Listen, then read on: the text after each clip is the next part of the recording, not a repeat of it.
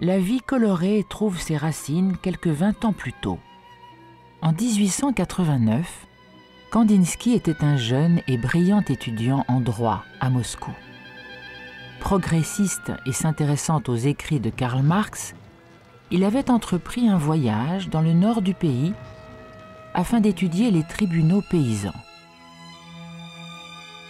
Il parcourut les 500 premiers kilomètres en train jusqu'à l'extrême limite de la voie ferrée. Il continua ensuite plus haut vers le nord en bateau à vapeur. Les flots de la rivière s'élargissaient sous l'action de la fonte des neiges. Les nuits de ce mois de juin 1889 devenaient de plus en plus courtes. Les bois de bouleaux succédèrent aux forêts de sapins. Il poursuivit son voyage en charrette, traversant des marais, des forêts infinies, des collines colorées et des déserts de sable. Kandinsky était emporté par une exaltation visuelle et mystique.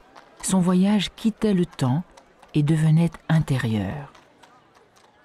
La misère, les inégalités, le matérialisme historique de Karl Marx, tout se dissolvait au contact de ce monde inconnu.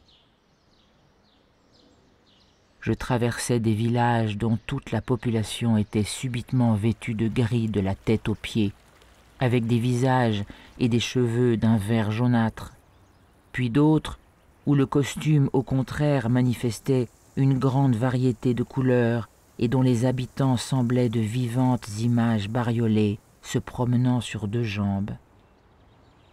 Jamais je n'oublierai les grandes maisons de bois sculptées, la table, les bancs, le poêle, les armoires, les buffets.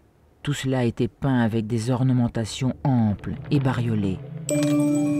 Quand je pénétrai finalement dans la chambre, la peinture m'encercla et je pénétrai en elle. Le typhus frappa Kandinsky. Dans le délire de la fièvre, il voyait la réalité se dissoudre et se recomposer. Les motifs bariolés devenaient sous ses yeux une prière incarnée. Il entendait les voix d'une composition psalmodiée qui allait devenir la vie mélangée.